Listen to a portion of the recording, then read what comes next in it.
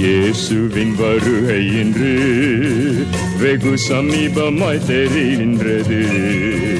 உன் வாழ்க்கையில் ஒரு திருப்பம் வெகு அவசியமாகின்றது.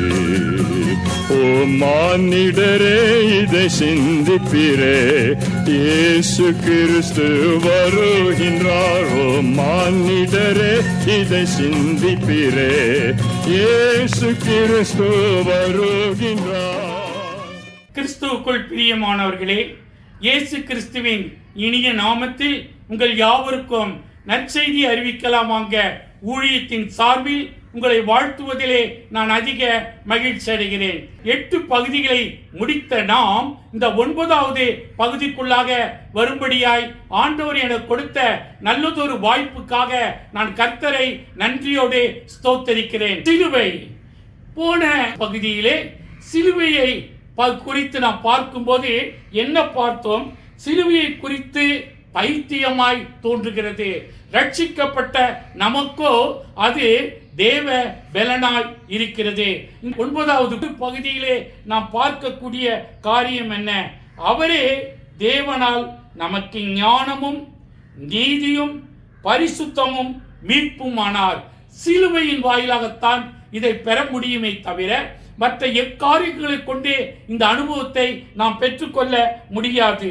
இந்த 9வது பகுதியிலே அவரே தேவனால் நமக்கு ஒரு விசேஷித்த ஞானம். மனுஷனுக்கு ஞானம் மிக அவசியம். அது சிலுவையின் வாயிலாக நமக்கு கொடுக்கப்படுகிறது. நீதி, அநீதி அல்ல. அநேக இடங்களிலே அநீதியை நாம் பார்க்கிறோம், நீதியை நம்மால் பார்க்க முடிவதில்லை. ஆனால் சிலுவையின் வாயிலாக தேவனால் நமக்கு ஞானம் மாத்திரமல்ல, நீதியும் கொடுக்கப்படுகிறது.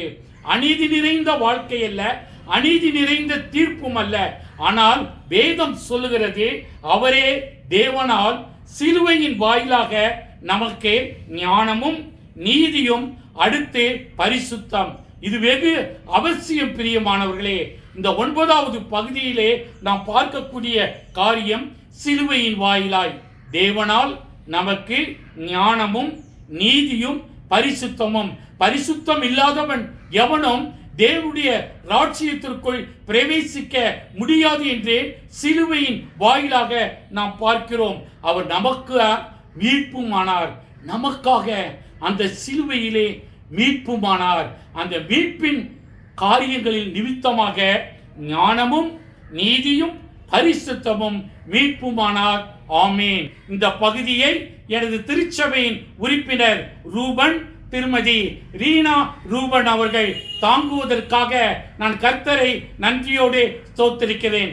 அவர் மத்திய அரசு அலுவலகத்திலே பணிபுரிந்து வருகிறார். அவர் கொடுத்த அருமையான ஒரே மகளுக்காக நான் கர்த்தரை நன்றியோடு ஸ்தோத்திரிக்கிறேன். அவருடைய குடும்பத்திற்காக நாம் ஜெபிப்போமா?